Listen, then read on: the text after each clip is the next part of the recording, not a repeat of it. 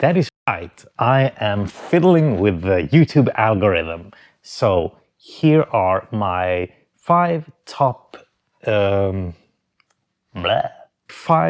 tips on what not to do when starting photography that I wish I knew. Tip number 1 is focusing on the camera body. I see so many forums and so many posts on social media saying like, which camera should I buy? Should I buy a Nikon? Should I buy a Sony? Should I buy a Canon? And in my opinion, that's the totally wrong way of going at it, because you don't have the value in the camera body. The camera body is replaceable. You replace it every now and then. I mean, I have photographed for like 30 years and I have had so many camera bodies. Just for the Canon universe, I had the 400D, I bought the 60D, I bought the 5D Mark III, and now I have this R6 body.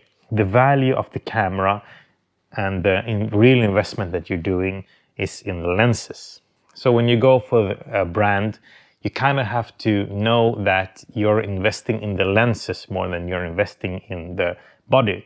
So right now I have so many lenses and I've invested a lot of money in Canon, and which is like my preference, and it's kind of hard to switch. So when you're like looking for a new camera, don't just focus on the camera body, focus on the lenses and the quality of the lenses and the price of the lens, yeah, kind of go from there, because once you have selected a brand and you're going with that brand, it's kind of hard to switch.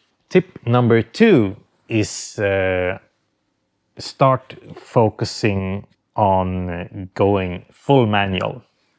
Now you have a small dial here on the camera, this one, and you can go from fully automated to aperture or shutter priority or fully manual M mode on your camera.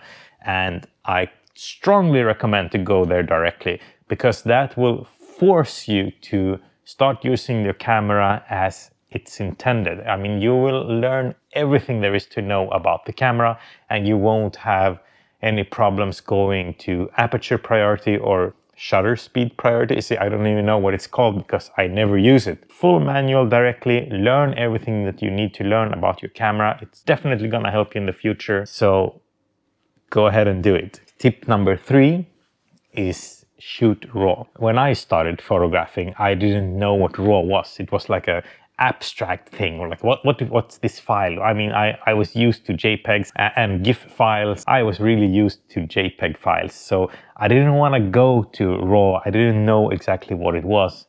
But just the same as tip number 2, going fully manual, just go to RAW immediately. You're definitely going to use it a lot more than you're going to use JPEG, because JPEG just compresses the data and removes a lot of options for you in post-processing. So go directly to RAW, don't be afraid of it. If you are, you can do what I did. You can choose multiple savings. You can choose to save as RAW and as JPEG, so you have that security, but definitely use RAW as well. Okay, so tip number 4. Tip number 4 is go to the extremes. What I mean with that is use the gear that you have to the fullest. I mean, go as far as the equipment allows you. Let's look at ISO, for instance.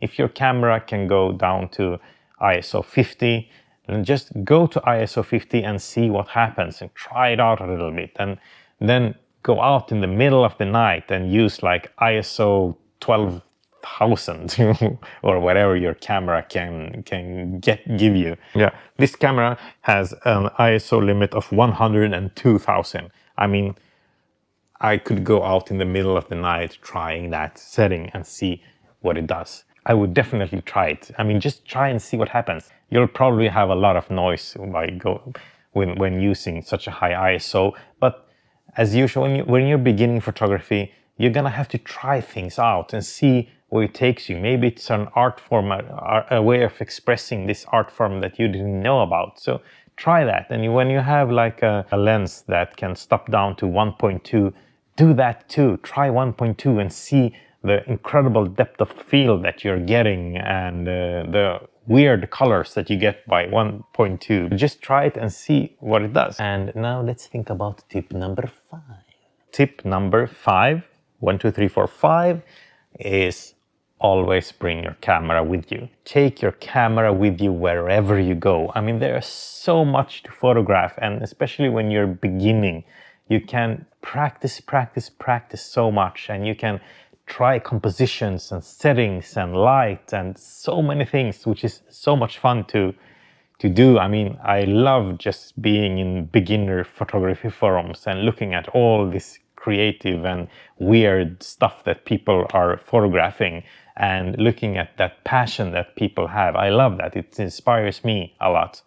So take your camera with you wherever you go, and don't be afraid to photograph things that you see and that you want to photograph. It's just a great way of learning. So, to recap everything. Number 1, I don't remember. Tip number 1, don't focus so much on your camera body, focus more on the lenses. Tip number 2, shoot in manual, full manual, don't do anything else. Master manual, and then you'll have mastered all the other modes automatically. Number 3, don't forget to shoot in RAW. It gives you way more freedom when post-processing. Tip number 4, use your camera gear to the extreme. I mean, just try it and see where it gets you. It's really fun to have new gear and try the possibilities that you have with that new specific type of gear. Lastly, tip number 5, always bring your camera with you. I usually don't do it, but I have regretted it so many times. So I do try and do it as much as possible. So that's it for this small video. 5 tips on beginning photography that I wish I knew, and maybe 2 of them I have already done, which are great. But anyways, I see a lot of people not doing that, so that's my 5 tips on how to begin photography. So as usual, if you like this content, do give it a like, and do consider subscribing if you haven't already, and drop a comment or 2 in the comment section. I love a discussion. If you have any other tips or any thoughts about my tips. And yeah, that's it for this time. I'll see you next time. Right, bye bye.